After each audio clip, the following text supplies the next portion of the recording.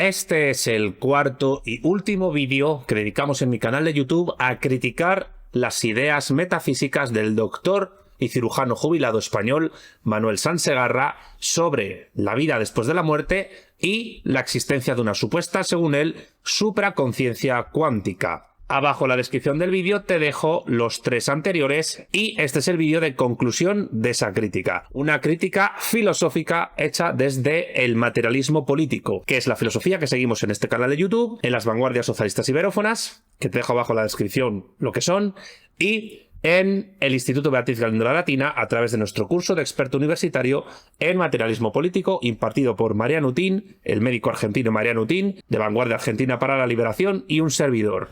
En este último vídeo vamos a tratar de contestar ya definitivamente a la cuestión de la conciencia.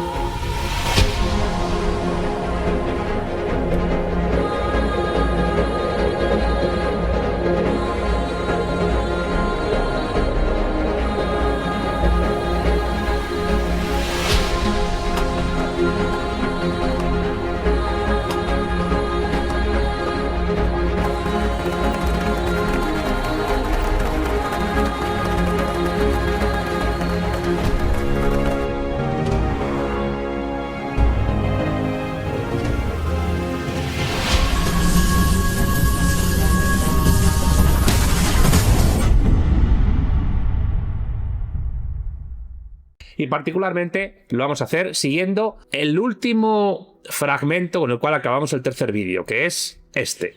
Pero la conciencia no puede existir sin anclaje con lo físico. Nada, ni la información misma, podría existir sin algún tipo de anclaje con la materia física. Dicho lo cual, ahora pasaremos a explorar cómo se relaciona todo lo dicho hasta ahora en este vídeo ensayo con la conciencia y el papel de los observadores en la física cuántica, los cuales ya dije que pueden ser conscientes o no, lo dije en el segundo vídeo.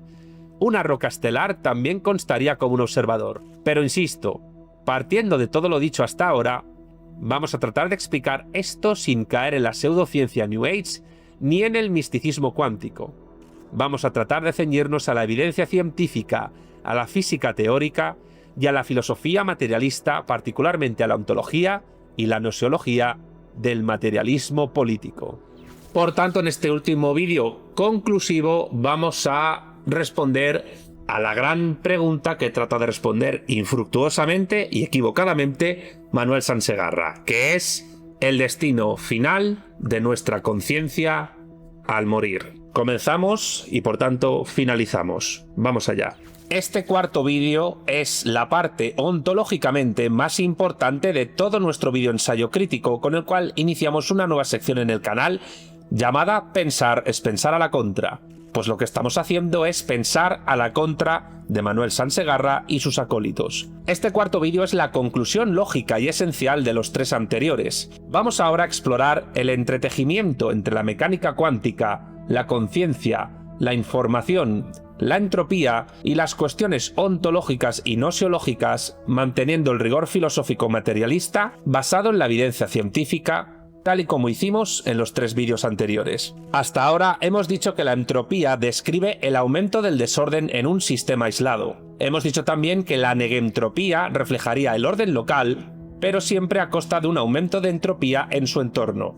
De ello hablamos en el tercer vídeo. También hemos dicho que materia física, energía e información están interconectadas en simple que las 3, por tanto, son materialidad. De esto hablamos en el tercero y el primer vídeo. Y que la información codificada en estados físicos se conserva aunque se vuelva inaccesible tras la destrucción de dichos estados físicos. De ello hablamos en el tercer vídeo. También hemos dicho que la información tiene un estatus físico fundamental, pero que su accesibilidad dependería de la organización de los sistemas. Hecho este resumen, vamos a conectarlo con la conciencia y con el papel que los observadores en la mecánica cuántica, analizando su encaje ontológico gnoseológico, tienen con el materialismo político. ¿Cómo? A nivel ontológico, definiendo conciencia y observador. y a nivel noseológico, definiendo cómo conocemos y medimos nuestro universo-mundo. Además de nuestro curso de experto universitario en materialismo político del Instituto Beatriz Galindo de la Latina, podéis profundizar en muchas más cuestiones ontológicas y noseológicas que se van a tratar en este último vídeo y en los 3 anteriores en nuestra obra del año 2020 publicada por El Viejo Topo, La Vuelta del Revés de Marx, el materialismo político, entretejiendo a Karl Marx y Gustavo Bueno, aunque nuestro curso y esta serie de vídeos son una ampliación y reformulación en gran medida, aunque no solo, porque lo que se dice en ese libro es válido, de lo que se dice, valga la redundancia, en dicho ensayo de 2020. Sigamos. En mecánica cuántica, el concepto de observador es fundamental, aunque en ocasiones es mal interpretado. Para evitar caer en el misticismo cuántico de Manuel Sanz Segarra, definamos observador siguiendo rigurosamente la física cuántica contemporánea. En mecánica cuántica, un sistema puede existir en una llamada superposición de estados descrita por una función de onda.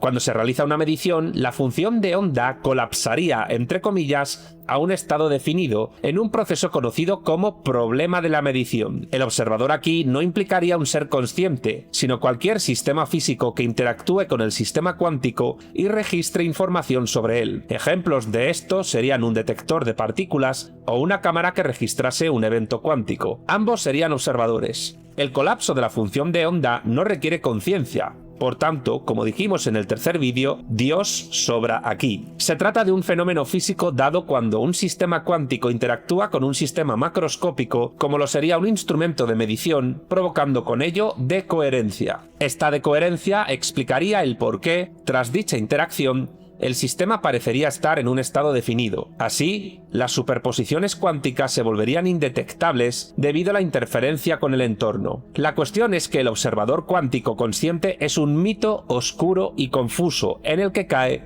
Manuel Sanz Segarra. El papel del observador, no obstante, es distinto según las interpretaciones de la mecánica cuántica de que partamos. Si lo hacemos desde la llamada interpretación de Copenhague de Niels Bohr y Werner Heisenberg, entre otros, y que es la más aceptada históricamente, la función de onda colapsaría al realizarse una medición. Pero esta interpretación no especifica qué constituye un observador, aunque está claro que no requiere conciencia. El colapso podría ocurrir por interacción con un sistema macroscópico. En sentido ontológico, la interpretación de Copenhague no define de manera clara la realidad del estado cuántico antes de la medición, y en sentido noseológico, el conocimiento del sistema se limitaría a lo que se mide. Cuando la interpretación de Copenhague habla de la necesidad de una medición del colapso de la función de onda, esto lleva a interpretaciones filosóficas desacertadas, normalmente subjetivistas, idealistas, etc., que entienden que la conciencia humana influiría en la realidad cuántica cuando no es así.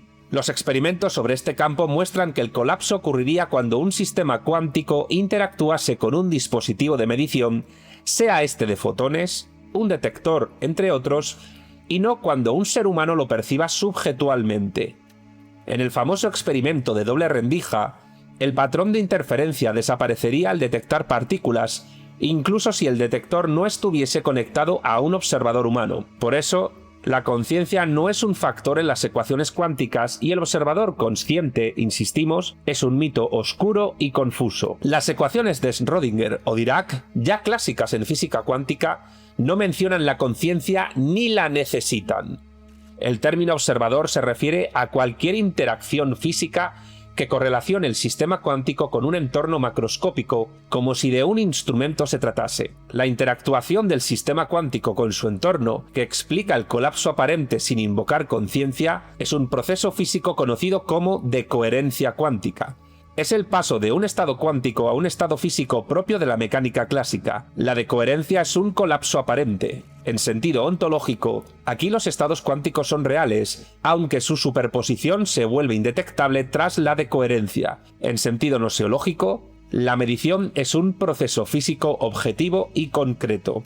Otra interpretación acerca del papel del observador en mecánica cuántica es la de los muchos mundos del físico estadounidense Hugh Everett. Es una interpretación filosófica más que empírica en sentido estricto y sostiene que todas las posibilidades cuánticas de medición ocurrirían en ramas paralelas del universo físico observable y conocido. No habría colapso, sino correlaciones entre sistemas. En esta interpretación, los observadores son parte de estas ramas, pero no tienen un papel especial más allá de ser sistemas físicos. En sentido ontológico, todos los estados serían reales en hipotéticos universos paralelos. En sentido nosiológico, el observador solo lo sería limitado a una perspectiva local de los fenómenos.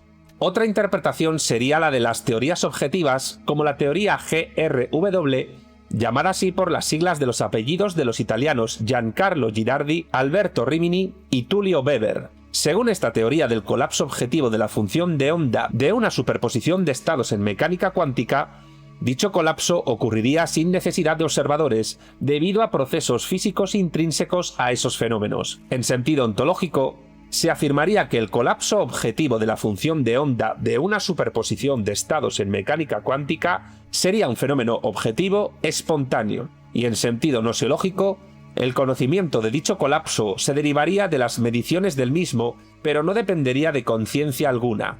Esta interpretación sería coordinable a nuestro juicio con el antirrealismo de Copenhague, según el cual la función de onda no describiría la realidad, sino solo nuestro conocimiento de ella. Pero ninguna de las interpretaciones expuestas requiere de conciencia alguna, humana o divina, extraterrestre o robótica, entendida como componente supuestamente esencial del proceso de medición de los fenómenos cuánticos. El idealismo filosófico llevado a su extremo en las posiciones solipsistas que sugieren que la mente humana, entre comillas, crea la realidad, o las posiciones idealistas más comunes que defienden que la idea es el fundamento primero y último de la realidad, son ideas que desde la física teórica actual pueden calificarse como pseudocientíficas y no como protocientíficas, pues no parecen poder anteceder a alguna ciencia estricta en ciernes. Que los fenómenos sean creaciones de una conciencia que los observa es una aseveración sin respaldo científico ni teórico riguroso. Por contra, el observador es un sistema físico que registra información, mientras que la conciencia, si pudiera intervenir en esos procesos, únicamente lo haría como sistema complejo que interpreta los resultados, pero no de manera subjetual,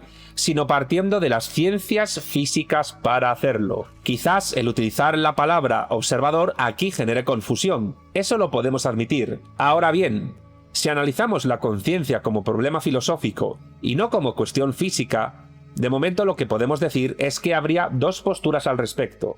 Por un lado, la dualista, defendida por filósofos y youtubers espiritualistas como el español Enric Gel, según la cual la conciencia sería una sustancia no físico-material, estando en esta misma línea el doctor Manuel Sansegarra. Sin embargo, el dualismo carece, por mucho que les pese a sus defensores, de soporte experimental categorialmente cerrado, y contradice el principio de cierre causal de la física, según el cual todos los eventos físicos tienen causas físicas. Y si seguimos de nuevo a los filósofos españoles materialistas Lino Camprubí y Javier Pérez Jara, las ideas generadas por la conciencia, así como las ensoñaciones, los deseos, etc., deben tener anclaje físico para poder existir, y por tanto también tienen causas físicas.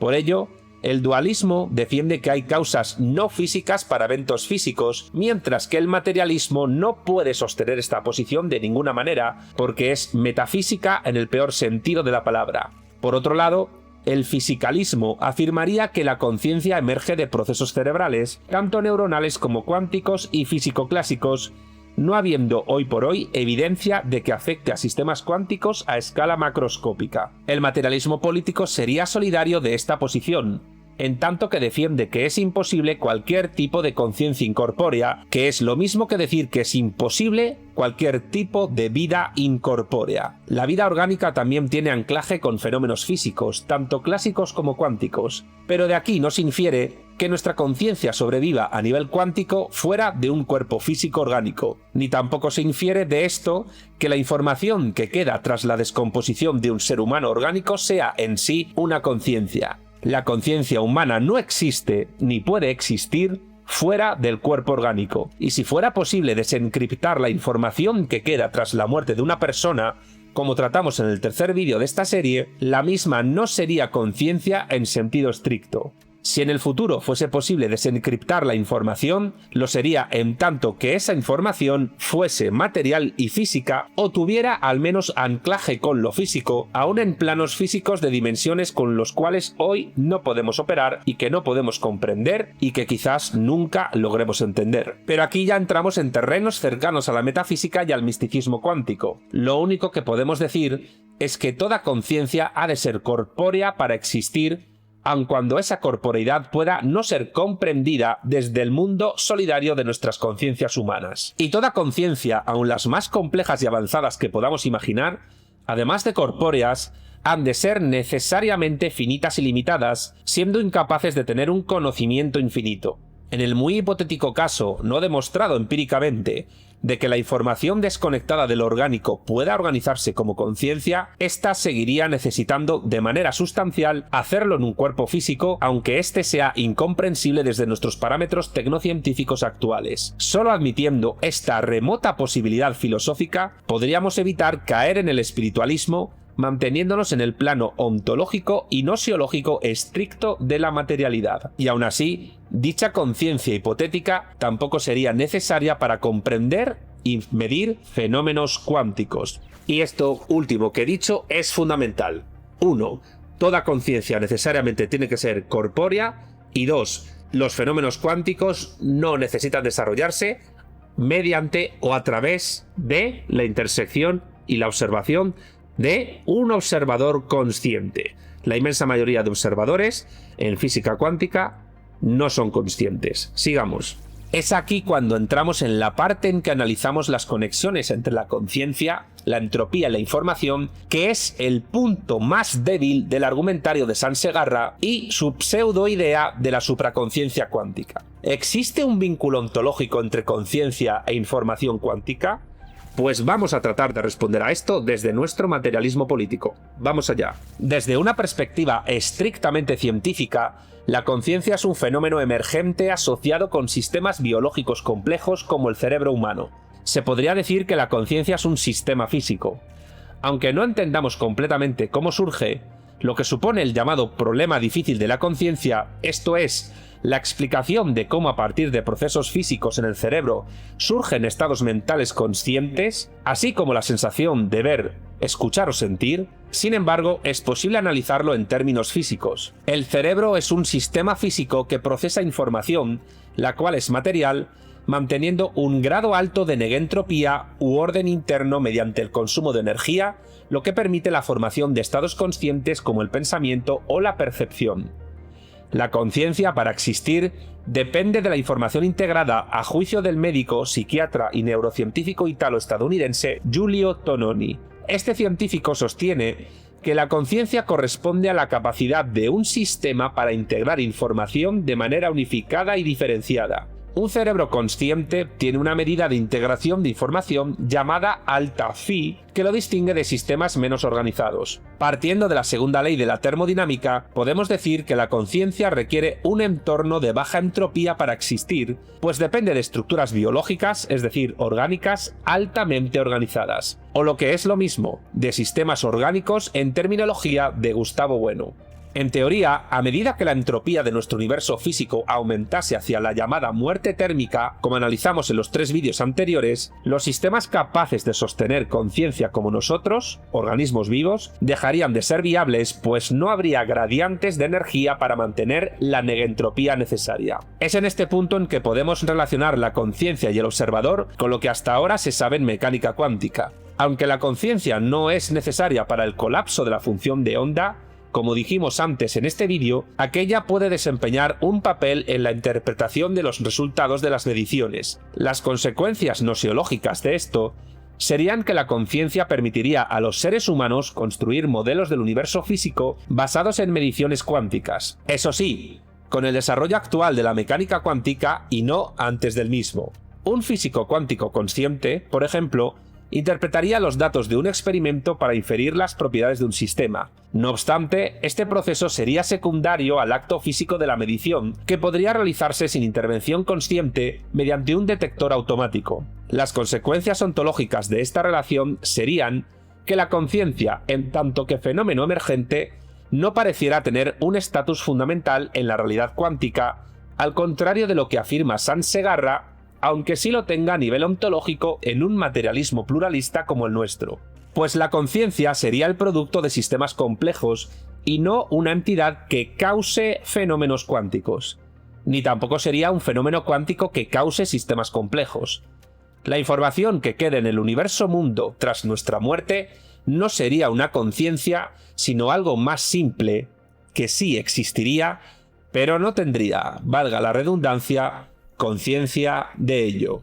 Y ya con esto nos estamos aproximando a la madre del cordero de toda la cuestión. ¿Quieres seguir escuchando? Pues vamos allá. Dado que la información es un componente clave de los sistemas físicos, la conciencia puede entenderse como un sistema que procesa y organiza información de manera particularmente sofisticada. A una escala menor que la llamada muerte térmica, la información sobre cada uno de nosotros tras nuestra muerte seguiría existiendo, pero estaría tan dispersa que no podría sostener sistemas conscientes. Lo mismo, de manera más extrema, ocurriría en la situación de muerte térmica del universo físico, que ya vimos en los vídeos anteriores. La conciencia depende de la negentropía y de la integración de información, y la misma no sería posible en un universo físico de máxima entropía, salvo que ésta pueda revertirse de alguna manera, lo cual, como estamos viendo a lo largo de todo este videoensayo repartido en 4 capítulos, es prácticamente inviable desde la tecnociencia actual. Ontológicamente hablando, esto plantearía la cuestión de si la información dispersa seguiría siendo significativa sin un observador consciente que la interprete. Noseológicamente, se sugiere del desarrollo que presentamos que el conocimiento, tal y como lo entendemos hasta hoy día, está ligado a la existencia de sistemas conscientes capaces de procesar información. Un breve apunte más sobre esta cuestión. Los estados cuánticos pueden tratarse como qubits o bits cuánticos, en los que la información es física, como ocurre en el spin de un electrón. La información cuántica no tiene relación con la conciencia, siendo esta una propiedad física de aquella. Es lo que se conoce como teorema de la no clonación, que establece la imposibilidad de generar una copia exacta de un estado cuántico desconocido arbitrario. A diferencia de la información en física clásica, en mecánica cuántica la información puede estar en estados superpuestos simultáneamente o entrelazados incluso a largas distancias. Por ello, no se puede copiar de manera idéntica un estado cuántico desconocido por las limitaciones inherentes a las operaciones cuánticas, las cuales son transformaciones lineales unitarias de estados cuánticos. Esto limita las posibilidades de manipulación de información cuántica, con implicaciones importantes en el actual desarrollo de la computación cuántica. No obstante, es posible realizar copias no idénticas de un estado original. Sabiendo esto, cabría preguntarse, ¿podría un cerebro orgánico consciente como el humano, o más evolucionado, codificar información cuántica? Pues según la hipótesis del cerebro cuántico del físico teórico británico Roger Penrose y del anestesiólogo y psicólogo estadounidense Stuart Hameroff, serían los microtúbulos neuronales los que procesarían información cuántica, vinculando conciencia y efectos cuánticos. De esta manera, y según la física colombiana Heidi Betancourt Infante, la conciencia emergería de la reducción orquestada de la coherencia cuántica en los microtúbulos cerebrales, no siendo computacional, sino que surgiría a escala global, afectando a todas las neuronas cerebrales a la vez y a sus conexiones de manera colectiva. El problema de esta hipótesis de Penrose-Hameroff es que el cerebro es un entorno cálido y húmedo en el que la decoherencia destruiría estados cuánticos en tan solo más o menos 10 elevado a menos 13 segundos. Además, hasta ahora no hay evidencia experimental demostrada de coherencia cuántica en procesos cognitivos, y lo publicado hasta ahora no aclara si la coherencia cuántica es realmente necesaria para la conciencia. Por lo que respecta a la conciencia como fenómeno emergente clásico, la mayoría de neurocientíficos y filósofos sostienen que la conciencia surge de procesos físicos y orgánicos clásicos no cuánticos, como redes neuronales y otras dinámicas. Incidamos ahora en la perspectiva ontológica, esto es, ¿qué es lo que es? Y nosiológica, esto es, ¿cómo conocemos lo que es?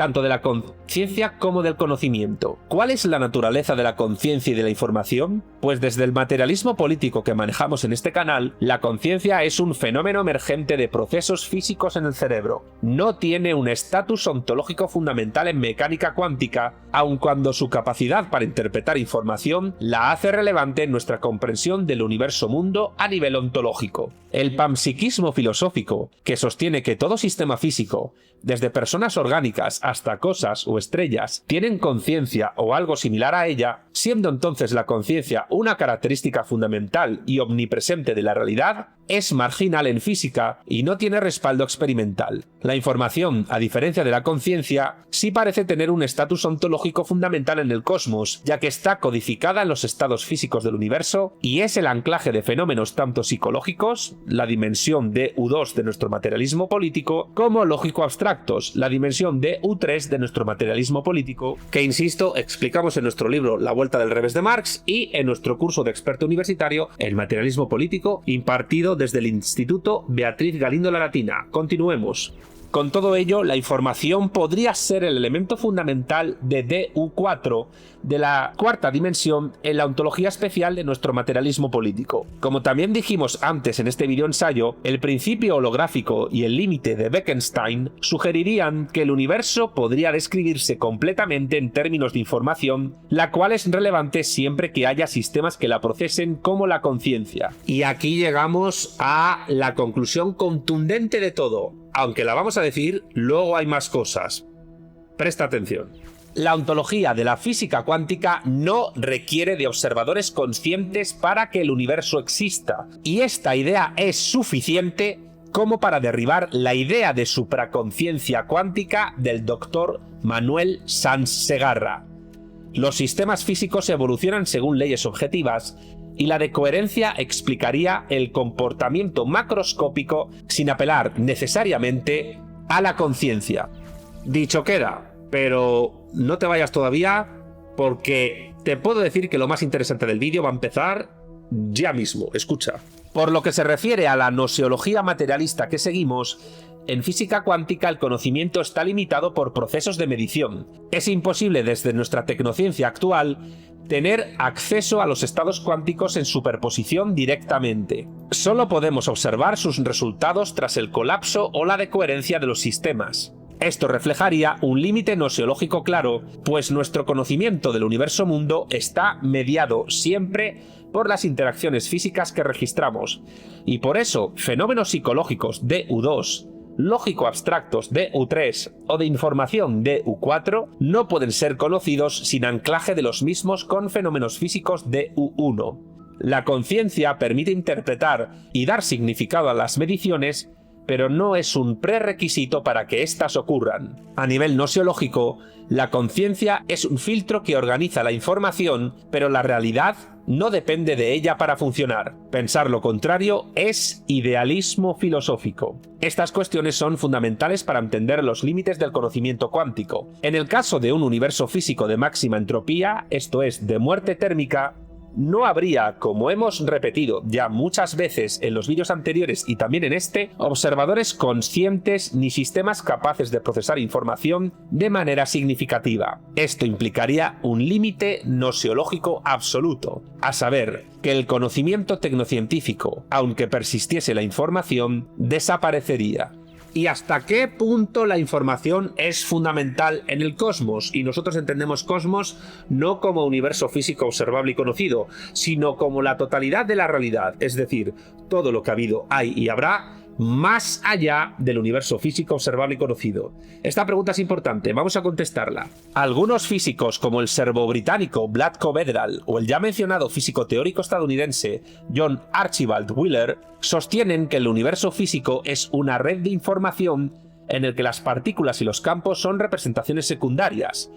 El último, Wheeler, desde su teoría ya tratada en el anterior vídeo, el tercero, de nuestro vídeo ensayo, y me refiero a la teoría del it from bit, según la cual las entidades físicas o it emergerían de bits de información. Por favor, no confundir este it del it from bit con el it Pennywise de la novela de Stephen King. ¡Qué miedito! Sigamos. En este marco, la relación entre información y conciencia permitiría determinar que esta es un patrón complejo de procesamiento de aquella, pero sin estatus ontológico especial más allá de ser un fenómeno propio de DU2, anclado en DU1 con conocimientos DU3, y conectado de manera discontinua con DU4, es decir, de un fenómeno propio de la dimensión psicológica, anclado en la dimensión física, con conocimientos lógico-abstractos y conectado de manera discontinua con la información. Estas ideas podrían incluirse en el realismo informacional o en el pancomputacionalismo, una teoría que afirma que cada sistema físico computa, desde cerebros hasta huracanes y rocas, pasando por agujeros negros y galaxias, y que encontraría un importante límite en el teorema de Margolus-Levitin, nombrado así en honor al físico teórico canadiense-estadounidense Norman Margolus y al ingeniero ruso-estadounidense Lev Levitin, que pone un límite a la tasa de procesamiento de la computación cuántica no mayor de 6 por 10 elevado a 33 operaciones por segundo por julio de energía. Pero la información siempre requeriría un sustrato físico, bien en forma de campos o de partículas, para existir. No existe ni puede existir la información pura sin anclaje físico separada de la materia. Y esto es así porque la información es también materialidad. Un qubit existe como spin electrónico o como polarización fotónica, pero no como abstracción.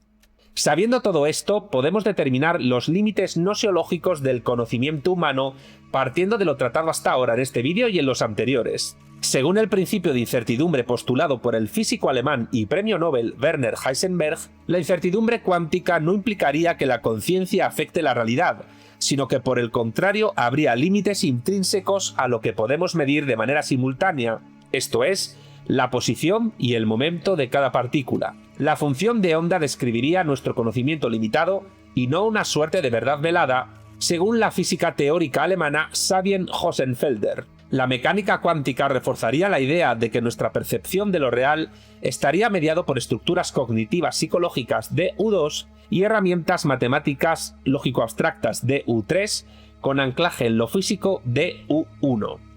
En términos del filósofo prusiano Emmanuel Kant, nuestra percepción del noúmeno estaría mediada por el fenómeno. Y desde el realismo estructural del filósofo británico James Ladyman, lo que conocemos serían relaciones entre entidades y no las entidades en sí mismas, pero esto sería reducir la gnoseología a las relaciones sin contar con las operaciones que relacionan términos entre sí en el espacio gnoseológico, según la teoría del cierre categorial de Gustavo Bueno. Y te dejo abajo en la descripción de este vídeo el vídeo dentro de nuestra serie de Fundamentos de la Economía, el segundo, donde tratamos de dilucidar si la economía es o no una ciencia, en el cual explicamos esta teoría del cierre categorial de Gustavo Bueno, y que conste que Bueno da mucha importancia a las relaciones en gnoseología, porque sin ellas no hay ni operaciones ni términos, aunque es verdad que lo que relaciona a los términos entre sí son las operaciones según lo que Bueno llama sujetos gnoseológicos, es decir, los sujetos que operan en cada campo científico. Continuemos. Volviendo a los temas previos y concluyendo con este, podemos decir que la entropía limita la existencia de la conciencia, ya que ésta depende de sistemas negentrópicos ordenados que no podrían sostenerse tras la muerte, esto es, tras la entropía máxima de un sistema orgánico consciente, por ejemplo, un ser humano como el que os habla.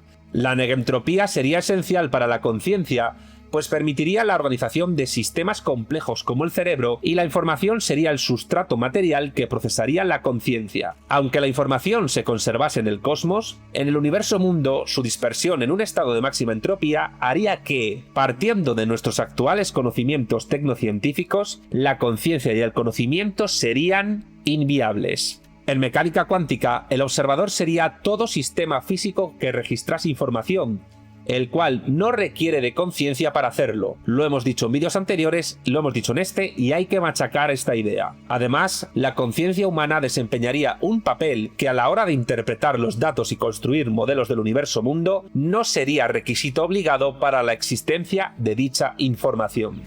En resumen, y para cerrar este punto, el observador en mecánica cuántica es un sistema físico que no necesariamente tiene conciencia. Y por tanto es un sistema físico que no necesariamente registra información de manera consciente, sino que lo puede hacer de manera a consciente, vamos a decirlo así. Sigamos. Volvamos a repetirlo para que quede claro. El observador en mecánica cuántica es un sistema físico no necesariamente consciente que registra información. La decoherencia explicaría el colapso aparente de la función de onda sin necesidad de apelar a la conciencia, evitando así cualquier misticismo cuántico como el del cirujano Manuel Sansegarra. La conciencia es un fenómeno emergente dependiente de la negentropía y de la integración de información, y es un fenómeno limitado por la entropía creciente de su entorno y del universo físico observable y conocido en general. En una situación de muerte térmica de dicho universo físico, sería imposible la acción de ninguna conciencia. En sentido ontológico, la información tiene un estatus fundamental, mientras que la conciencia es un fenómeno derivado de los fenómenos físicos.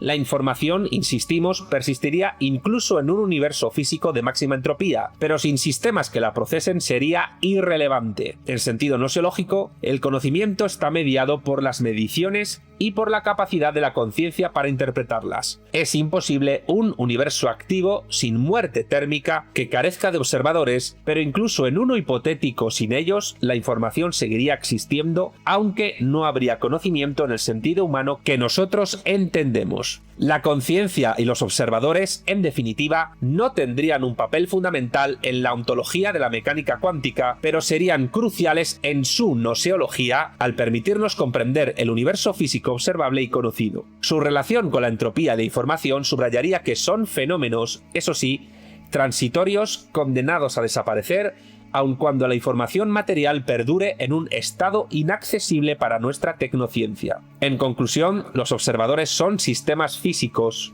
pero no son mentes. En conclusión, los observadores son sistemas físicos, pero no son mentes. La mente, la conciencia, no juega ningún papel en los fenómenos de la mecánica cuántica. La información no existe separada de la materia porque es materialidad, y su procesamiento ni siquiera requiere de conciencia. Por ello, la ontología de la realidad sigue abierta, más allá de teorías atractivas sin evidencia experimental. En sentido noseológico, y al contrario de lo que sostiene el misticismo cuántico de Manuel Sansegarra, la mecánica cuántica revela límites físicos naturales al conocimiento, pero no místicos. El problema es que figuras como Sansegarra y otros surgen porque la divulgación científica plantea mal el problema de la conexión entre conciencia y mecánica cuántica. En puridad, no hay bases para vincularlas más allá de hipótesis ciertamente metafísicas sin prueba experimental. La conciencia es un objeto de estudio sin duda fascinante, pero su campo es la neurociencia y, como mucho, la filosofía de la mente como rama de la escuela analítica que, no obstante, actúa como saber de segundo grado ante las evidencias científicas estrictas. Y sobre que la filosofía es un saber de segundo grado, hablamos en el primer y segundo vídeo de esta serie. Sigamos. La filosofía de la mente también es denominada filosofía de la conciencia, o, en términos más materialistas, psicología filosófica. La mecánica cuántica no es el campo de estudio de la psicología. La conciencia no es un fenómeno ni un término propio de su campo. Y este es el momento en el que respondemos a la pregunta clave de este cuarto capítulo de este vídeo ensayo largo, que en el fondo es la pregunta clave de los otros 3 vídeos, que vamos a dejar en nuestro canal como lista de reproducción en nuestra nueva sección Pensar es pensar a la contra, pero también como lista de reproducción aparte. Y es la pregunta que todos, incluido el propio Manuel Sansegarra, buscan responder. ¿Qué ocurre con nuestra conciencia cuando dejamos de existir? Esto es, ¿cuando morimos? He aquí la respuesta. Solo se puede responder repasando brevemente todo lo visto hasta ahora. La conciencia es un sistema emergente producto de la actividad orgánica cerebral. Su existencia se apoya en correlatos neuronales de la conciencia. Regiones como el tálamo, la corteza prefrontal y la conectividad de redes neuronales están directamente vinculadas a la experiencia consciente. Un daño en el córtex prefrontal puede alterar o incluso eliminar la conciencia. Sustancias químicas como anestésicos o drogas ilegales pueden también modificar o suprimir la conciencia actuando directamente sobre el cerebro. Personas en estado vegetativo presentan pérdida de actividad cortical global, lo que coincide con la ausencia de conciencia. Todo esto evidenciaría que la conciencia no es un proceso cuántico, sino orgánico. La neurociencia demuestra, por tanto, que la conciencia está vinculada a patrones específicos de actividad eléctrica y bioquímica en el cerebro. La teoría de la información integrada, propuesta por el ya mencionado Giulio Tononi, sugiere que la conciencia surge de la capacidad del cerebro para integrar información de manera unificada y diferenciada. Sería, por tanto, un subproducto de la arquitectura neuronal y no podría existir sin sustrato físico-corpóreo. Ontológicamente, la conciencia es totalmente dependiente del cerebro, es decir, de la función cerebral. Noseológicamente, nuestro conocimiento de la conciencia se limita a las mediciones que de la misma podemos hacer mediante resonancias magnéticas funcionales y electroencefalograma. Y entonces, dicho todo lo que hemos dicho, ¿qué ocurre al morir? La muerte es un proceso en el cual cesa la actividad cerebral. Cuando nuestro corazón deja de latir, el flujo sanguíneo al cerebro se interrumpe y las neuronas pierden oxígeno y glucosa en entre 5 a 10 minutos. Esto lleva indefectiblemente, y si no hay recuperación, a la muerte cerebral, en la que se extingue toda actividad eléctrica orgánica. El electroencefalograma mide la actividad eléctrica en el cerebro, y el cese de dicha actividad, debido a la falta de oxígeno y nutrientes al cerebro, es lo que se conoce como muerte clínica. En definitiva, nuestra particular entropía de la conciencia. Cuando el cerebro muere, la conciencia también muere. Y esto es pura segunda ley de la termodinámica, algo que es importante en todo el videoensayo y en los 3 vídeos anteriores, y también en este. El cerebro y la conciencia son sistemas que tienden hacia el aumento de entropía, hacia la pérdida de la organización necesaria para sostenerse. La conciencia medible muere, por tanto, cuando el cerebro muere. Y hemos dicho que la muerte es un proceso, no es algo instantáneo. Quizás esto asuste a algunos, pero es necesario tratarlo por madurez y porque es obligado para continuar con la coherencia de nuestra videocrítica a Manuel Sansegarra. Escuchadme, durante la agonía o en los momentos inmediatamente posteriores a la muerte clínica, el cerebro puede experimentar fenómenos transitorios como descargas neuronales finales, que podrían ser interpretados como actividad consciente. Pero estos fenómenos no indicarían una continuidad de la conciencia después de la muerte, sino más bien reflejos de procesos fisiológicos en el cerebro moribundo. No existe, por mucho que diga el Dr. Sansegarra, evidencia experimental de que la conciencia continúe tras la destrucción biológica del sustrato neural.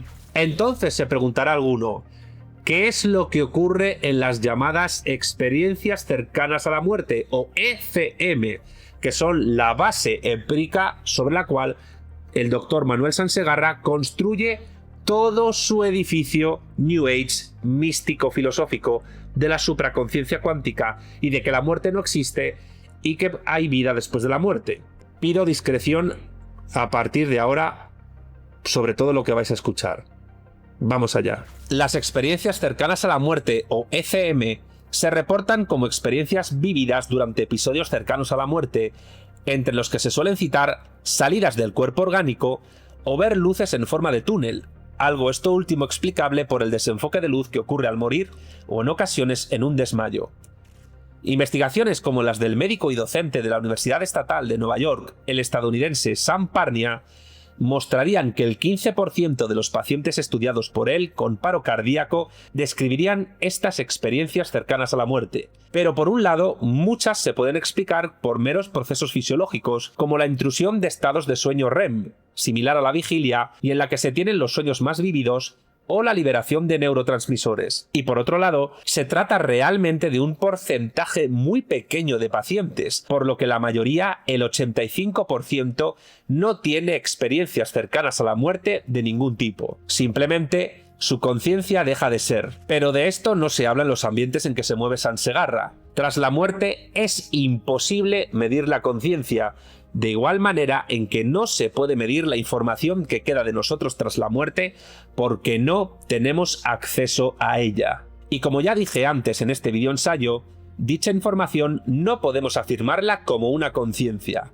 El dualismo filosófico sugiere que la conciencia podría sobrevivir, pero si fuese información ya no sería espiritual, sino material y con anclaje en lo físico a nivel cuántico.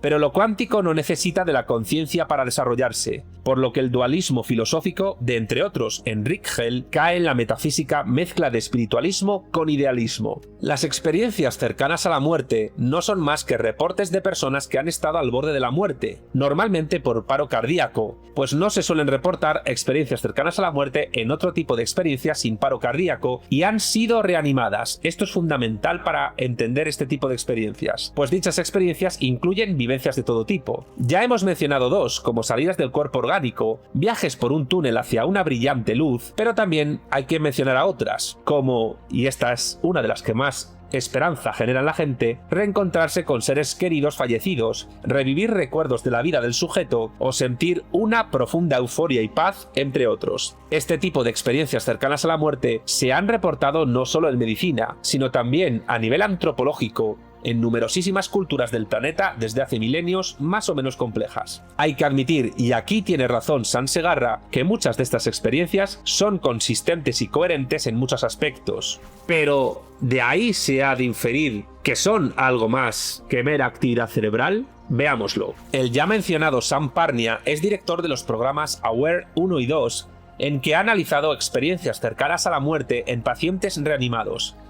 Como dijimos, en su investigación, que involucró a más de 25 hospitales y a miles de pacientes utilizando métodos matemáticos avanzados y algoritmos de aprendizaje automático, mostrando hasta un 98% de certeza respecto a lo únicas que son dichas experiencias cercanas a la muerte, hasta un 15% de pacientes que sufrieron un paro cardíaco reportaron dichas experiencias vívidas durante el proceso exitoso de reanimación. Es decir, un 98% de certeza en un 15% de pacientes. En el otro 85% de pacientes ni está ni se espera esa certeza de experiencias cercanas a la muerte vívidas durante el proceso de reanimación. Más bien lo que hay es un desvanecerse y dejar de ser. Sigamos. Aunque algunos reporten percepciones vívidas, como también percibir su entorno en 360 grados o revivir interacciones pasadas, no obstante, esto no evidencia que exista conciencia independiente del cerebro. Claro que algunos podrían aquí arguir la famosa frase que reza que la ausencia de evidencia no implica evidencia de ausencia y que ya hemos mencionado en este videoensayo. Cierto, pero dichas experiencias cercanas a la muerte hoy por hoy se atribuyen a hipoxia, actividad cerebral caótica o liberación de N,N-dimitiltripamina o DMT, una sustancia psicotrópica alcaloide triptamínico que el cuerpo humano produce de forma natural. En 2023, un estudio publicado en la revista Nature mostró que ratones tienen una intensa actividad en el cerebro antes de la muerte, descrita en dicho estudio como tsunami cerebral. Pero esto no implica conciencia persistente tras su muerte. ¿Cómo localizar y medir la conciencia post-mortem de un ratón? En fin, la evidencia experimental actual sugiere que la conciencia cesa con la muerte, porque depende del cerebro para existir y no hay datos que respalden su continuidad tras la destrucción cerebral del sustrato neural. En 2015, un artículo publicado en la National Library of Medicine y escrito por el doctor estadounidense Kevin Nelson sugiere que las experiencias cercanas a la muerte pueden deberse a la intrusión REM, siendo dichas experiencias similares a estados de sueño REM que ocurren durante una crisis médica con una incidencia 2.8 veces mayor en personas que han tenido experiencias cercanas a la muerte comparadas con controles. La liberación de neurotransmisores como la serotonina y la dopamina en el cerebro moribundo o la activación de regiones cerebrales específicas durante el estrés extremo también serían causa de dichas experiencias cercanas a la muerte. Así pues, desde un punto de vista estrictamente científico, las experiencias cercanas a la muerte sí pueden ser consistentes, coherentes y reales en el sentido de que son experiencias positivas que viven los pacientes. La cuestión es la interpretación de las mismas y aquí entra la filosofía en sentido estricto. Que la conciencia sea algo más que una simple función cerebral es una hipótesis que iría en contra de la segunda ley de la termodinámica, y el hecho de que exista conciencia entre comillas encubierta breve después de detenerse los latidos del corazón, no implicaría continuidad post-mortem de la conciencia, sino actividad cerebral residual.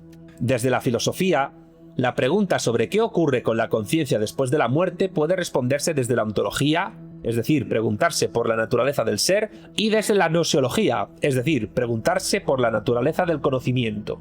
La perspectiva materialista, sea meramente fisicalista o más inclusiva, más pluralista como la del materialismo político que defendemos aquí, afirma que la conciencia es un fenómeno físico como el fuego lo es a la madera quemándose.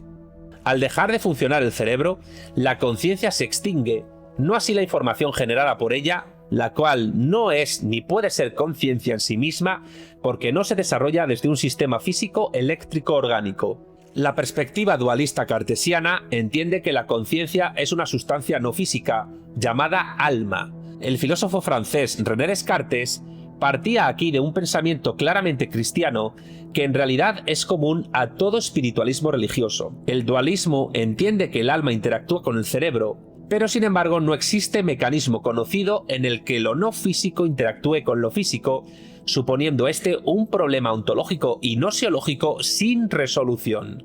Y aunque el cerebro y sus partes formales y materiales sean físicas, el dualismo filosófico postula una propiedad emergente no física imposible, pues la información es también física o tiene anclaje con lo físico cuántico, pero como hemos insistido ya varias veces, lo cuántico no requiere de la conciencia para desarrollarse.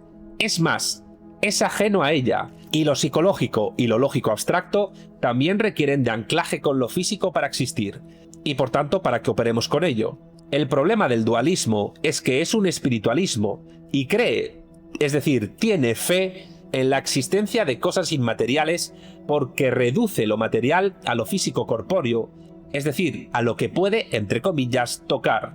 Pero este materialismo corporeísta o fisicalista está más que superado. Es propio de los siglos XVIII y XIX y ya no puede sostenerse desde posiciones materialistas pluralistas de los siglos XX y XXI. Por tanto, los dualistas espiritualistas, cuando atacan el materialismo, atacan un muñeco de paja. Por lo que respecta al panpsiquismo, que entiende que la conciencia es una propiedad fundamental del universo físico, presente incluso en partículas elementales, se entendería que la muerte es la disolución de la conciencia individual en la red cósmica de conciencias, así la llaman.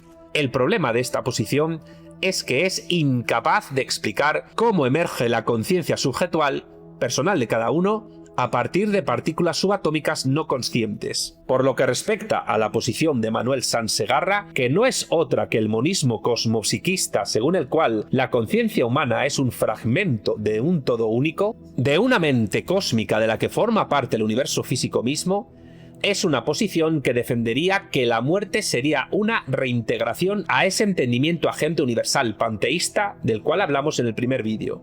Pero esto es pura metafísica, no ya solo sin base experimental, sino incluso sin fundamento ontológico alguno, criticado incluso por el pluralismo teológico cristiano de Santo Tomás de Aquino, insisto, como vimos en el primer vídeo de este vídeo ensayo crítico contra las ideas de Manuel Sansegarra. Ni siquiera las almas de los fallecidos se reintegran a Dios, pues son individuales antes, durante y después de la vida orgánica de los sujetos, e incluso los ángeles tienen conciencia independiente de Dios. Una perspectiva interesante respecto de la conciencia y que podría entenderse como materialista es la del ilusionismo, postulada por el filósofo y escritor estadounidense Daniel Dennett. Según Dennett, la conciencia, o mejor dicho, la experiencia consciente, incluyendo la sensación de poseer mente e identidad personal subjetual, serían una ilusión generada por el cerebro para permitir una interacción fluida con el entorno. Quizás de aquí venga la idea, según algunos, de que vivimos en una simulación, pero a lo mejor la simulación,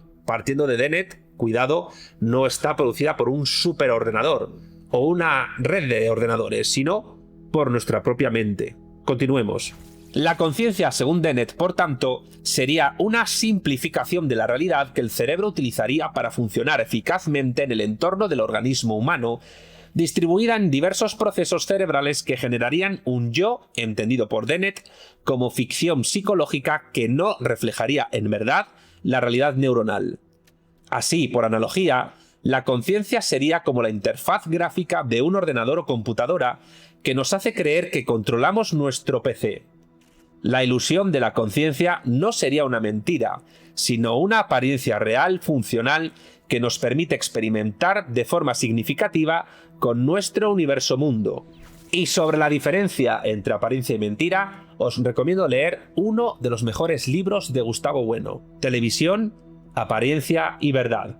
Que no os descoyunte el título, es un libro de ontología muy profundo. Sigamos. De esta manera, el ilusionismo de Daniel Dennett desafiaría la idea metafísica de que la conciencia es una entidad separada, autodeterminada, autoconsciente, y ya hemos dicho en nuestro libro Lenin, el gran error que hizo caer la URSS, una crítica marxista al derecho de autodeterminación, que la idea misma de autodeterminación es absurda, y que por tanto la conciencia se limitaría ni más ni menos una construcción cerebral orgánica que nos permite interactuar con el mundo. Ya hemos hecho antes referencia a la propuesta de conciencia cuántica de Penrose-Hameroff, según la cual los microtúbulos neuronales realizarían computación cuántica que generaría conciencia, pero que no existe prueba experimental de ello, y el cerebro humano es demasiado cálido y ruidoso como para mantener coherencia cuántica, estando su decoherencia en +-10 elevado a la -13, es algo que ya hemos dicho. Partiendo de la teoría de la información integrada ya mencionada de Tononi, la conciencia sería la capacidad de un sistema para integrar información medida como phi, pero si ocurre la muerte cerebral, la muerte térmica del ser humano, entonces el sistema se destruiría y phi se reduciría a 0. Por su parte, el filósofo analítico australiano David Chalmers teorizó el llamado problema duro de la conciencia, según el cual, aunque entendamos correlatos neuronales, no hemos logrado explicar por qué la actividad cerebral genera experiencia subjetual. ¿Cómo percibimos colores, sabores, sentimientos, etc. a partir de la actividad física de las neuronas? La información visual de un color es una cosa, pero la cualidad subjetual de percepción de un color, la sensación de color, es una cualidad subjetual de la experiencia que Chalmers llama qualia. Sabemos que la conciencia emerge del cerebro, pero no sabemos cómo ni por qué en realidad. Y quizás nunca lo sepamos. Lo que sí podemos asegurar es que la conciencia para existir necesita estar anclada a lo físico orgánico. ¿Una conciencia post-mortem es posible? En la medida en que la información que queda de nosotros al morir es inaccesible tecnocientíficamente para los que quedan vivos por ahora, y en tanto que el acceso a dicha información requeriría operar con estados no físico-corpóreos tal y como los conocemos, algo imposible de realizar desde metodologías neurocientíficas y de otras disciplinas, la respuesta a esta pregunta sería que no solo nos sería empíricamente inaccesible dicha información post-mortem, sino que ni siquiera la conciencia subjetual cuántica sería necesaria para la existencia de la información subatómica correspondiente. Esto ha quedado claro en este videoensayo, pero nunca está de más recordarlo. La conciencia subjetual cuántica no sería necesaria para la existencia de la información subatómica correspondiente. Desde una visión estrictamente materialista, la conciencia no puede existir independiente del cerebro, del cuerpo, y por ello hay que recordar la máxima de Spinoza: yo no soy dueño de mi cuerpo, sino que yo soy mi cuerpo. Cuando el cerebro muere, también muere la conciencia.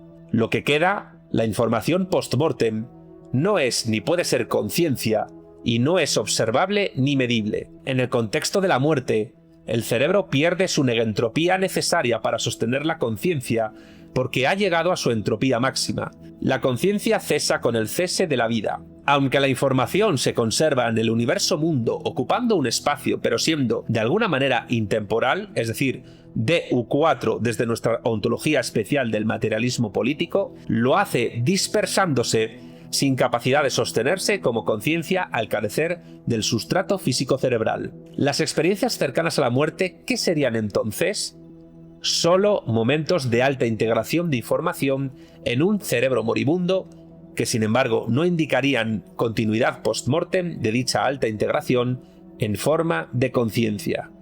Y hemos llegado al final del cuarto vídeo y por tanto al final de los 4 vídeos en los cuales criticamos la idea de que hay vida después de la muerte y la idea de que hay una supraconciencia cuántica en la cual en sentido monista todos nos uniremos al morir.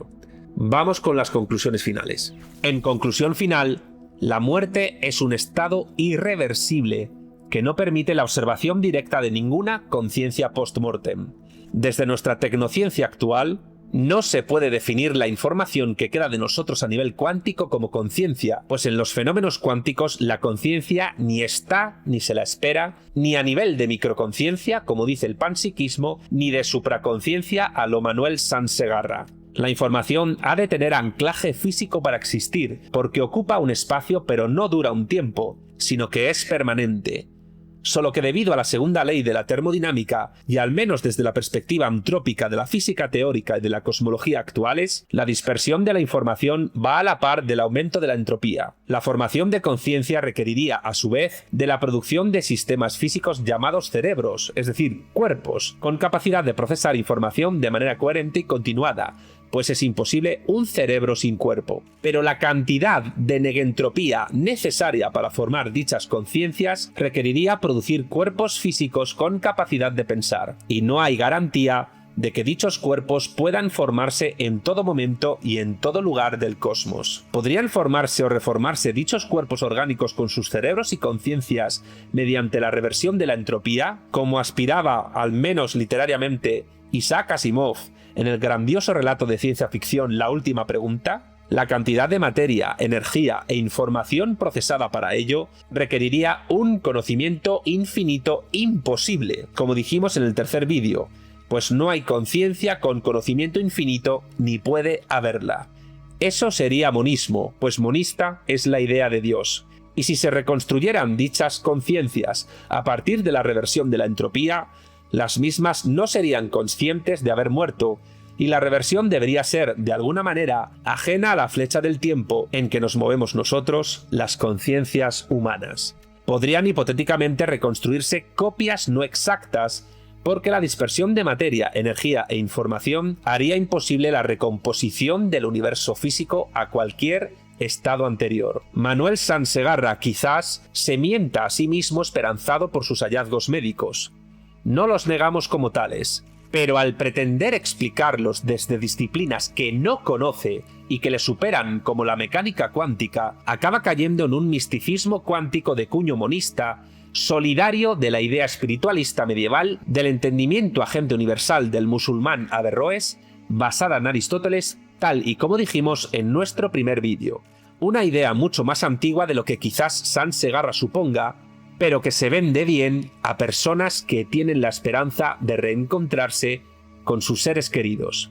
Este videoensayo podrá seguramente provocar rechazo en aquellos que creen en las palabras de Sansegarra, pues por una parte, el lugar al que acabará yendo todo lo que deja de ser no sería otra cosa que la vasta y terca realidad en expresión del filósofo materialista español David Álvar González, pero de forma dispersa, deslavazada, como información que ocupa un espacio, pero que se vuelve atemporal, aunque nunca dejará de tener anclaje con los fenómenos físicos de la dimensión física, porque si no es así, ni la información podría existir. Lo que quedará de nosotros tras la muerte no será algo consciente, pero sí físico en sentido cuántico. Pero tan simple que será imposible que pueda interactuar conscientemente con su entorno, y tan inaccesible que no tendremos capacidad, desde la tecnociencia actual, de poder recomponerlo y decodificarlo. Y esta es nuestra crítica filosófica materialista a Manuel Sansegarra.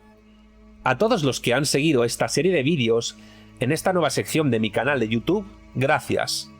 Solo nos resta darles un consejo en latín que combina dos máximas de esta lengua no muerta, pero sí dispersa y disuelta como la información cuántica, pues el latín también vivió su particular proceso de entropía, aunque nos quedan elementos técnicos para poder interpretarla y entenderla. Tempus fugit, carpe diem. Y cuando ustedes sean mera información, créanme, ni se enterarán de ello porque no serán ustedes, sino ecos de lo que fueron, de lo que fuimos. Eso seremos. Así que aprovechen, y antes de su muerte, hagan lo que tengan que hacer y digan lo que tengan que decir. Porque después, incluso dentro de muchísimo tiempo, cuando la idea misma de tiempo deje de tener sentido, no habrá nadie que pueda leer lo que quede de nosotros. O eso afirma la física teórica actual. Solo queda a su escala, a la suya y a la mía, dejar constancia de lo que fueron sobre los que les rodean en su mundo entorno. Como dijo el físico y cosmólogo estadounidense Sean Carroll, las leyes de la física que conocemos son suficientes para explicar cómo funciona el cerebro y no dejan espacio para que algo sobreviva a la muerte.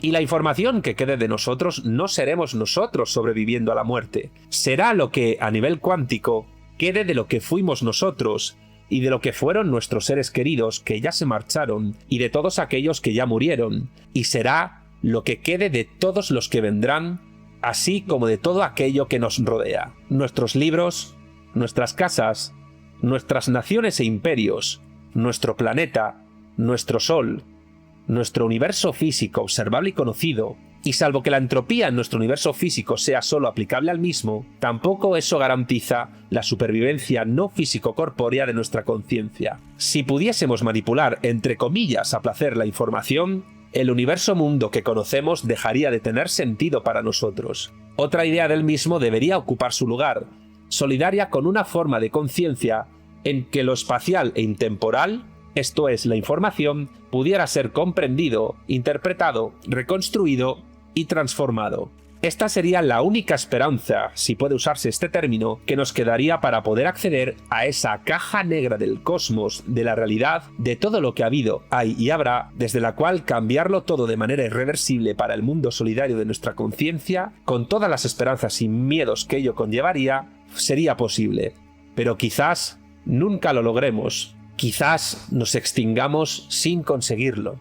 Y puede que llegue un momento en que a esta idea esperanzadora, la de manipular la información gracias a su anclaje con los fenómenos físicos, de igual manera como manipulamos objetos, comprendemos sensaciones u operamos con números, le ocurra como a los momentos que experimentó en su corta vida de 4 años el replicante Roy Batty de la película de 1982, Blade Runner. Se perderá en el tiempo como lágrimas en la lluvia.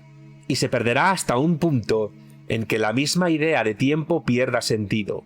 Pero aquí, ontológicamente, en este videoensayo, queda planteada. Ojalá los que sigan aferrados a las esperanzas que otorga el Dr. Manuel Sansegarra puedan conocer y comprender esta idea. A largo plazo, sería lo más productivo a realizar más allá del misticismo metafísico espiritual. El materialismo político, al menos, ofrece una alternativa lejos de aquel, pero también lejos del materialismo grosero fisicalista o peor, corporeísta. Eso sí, la respuesta a la cuestión ontológica y gnoseológica, filosófica, de si en algún momento podremos manipular y, por tanto, conocer la información dispersa, al menos en nuestro universo mundo, queda por ahora, pero seguramente, pendiente de resolución a muy largo plazo. Y no podemos por ahora decir más. Si te ha gustado este vídeo, por favor, dale pulgar arriba y en la caja de comentarios deja tus impresiones, escríbelas abajo. Si te gusta mi contenido audiovisual, por favor, suscríbete a mi canal y activa la campanita para que te lleguen más novedades. Si quieres conocer otras redes sociales donde estoy promocionando mi trabajo en YouTube y también otras tareas que hago, mis libros, mis artículos, ponencias, charlas, congresos, apariciones en televisión y radio, mi trabajo en el Instituto Beatriz Galindo La Latina o mi trabajo con las vanguardias socialistas iberófonas y en concreto con Vanguardia Española, puedes encontrarme en TikTok, en X, en Facebook, en Instagram y en Telegram. Y si queréis conocer el trabajo de toda mi vida, no tenéis más que visitar mi página web oficial www.armesilla.org. Sin más, me despido. Un saludo a todos y hasta la próxima.